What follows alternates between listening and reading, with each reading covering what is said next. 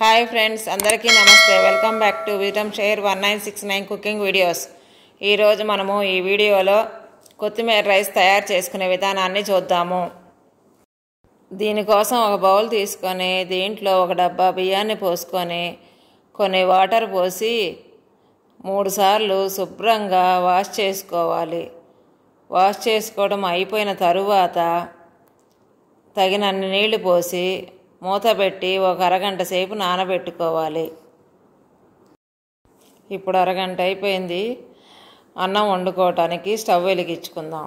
మంటని హై ఫ్లేమ్లోనే ఉంచుకొని అన్నం పొంగొచ్చిన తరువాత మంటని లో ఫ్లేమ్లోకి మార్చుకొని పొంగొచ్చిన తరువాత మూత తీసి ఒకసారి అన్నం ఉడికిందో లేదో కలదిప్పుకొని కొంచెము పలుకుగా ఉండగానే అన్నాన్ని వంచుకొని మూత పెట్టి ఆవిరి వచ్చే అంతవరకు కూడా మంటని హై ఫ్లేమ్లో పెట్టి ఉడికించుకోవాలి.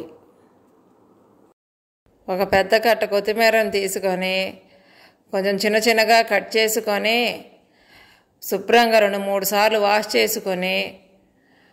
చేసుకోవడం అయిపోయిన తర్వాత ఈ కొత్తిమీర మొత్తాన్ని కూడా ఒక మిక్సీ జార్లో పెట్టుకొని ఒక 5-6 పచ్చిమిరకాయలు వేసి మూత పెట్టి నేను చూపిస్తున్న విధముగా గ్రైండ్ చేసుకోవాలి.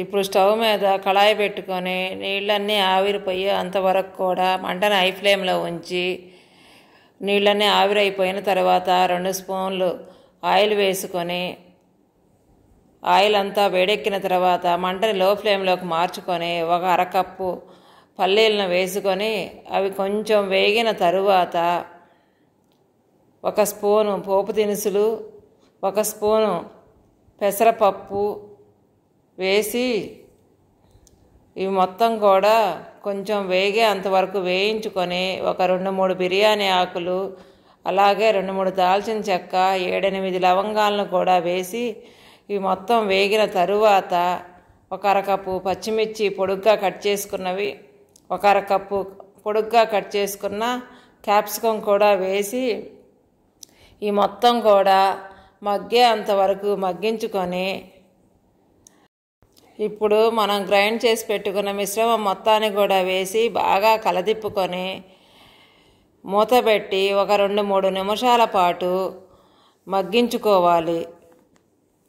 కొంచెం మగ్గిన తరువాత మూత తీసి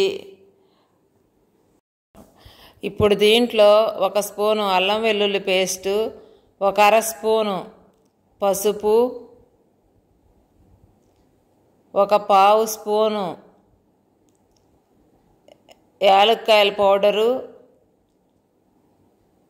1/4 స్పూను ఇంగు కూడా వేసి బాగా కలదిప్పుకొని ఈ మసాలా అంతా కూడా పచ్చి వాసన పోయే అంతవరకు మూత పెట్టి ఒక 2-3 నిమిషాలు మగ్గించుకోవాలి. మధ్య మధ్యలో అడుగంటకుండా మూత తీసి కలదిప్పుతూ ఉండాలి. ఇప్పుడు దీంట్లో తగినంత సాల్ట్ కూడా వేసుకొని బాగా కలదిప్పుకొని స్టవ్ ఆపేసుకుందాము.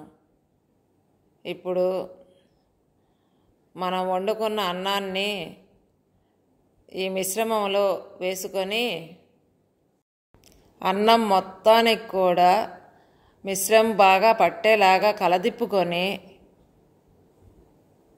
ఒక బౌల్లోకి తీసుకుందాము. ఇంతేనండి, కొత్తిమీర రైస్ చాలా ఈజీ కదా. మీరు కూడా ఒకసారి ట్రై చేసి ఎలా వచ్చిందో కమెంట్ బాక్స్లో కమెంట్ చేయండి. Thank you for watching. మీకు మా వీడియో నచ్చినట్టయితే please like, share, subscribe and click the bell icon.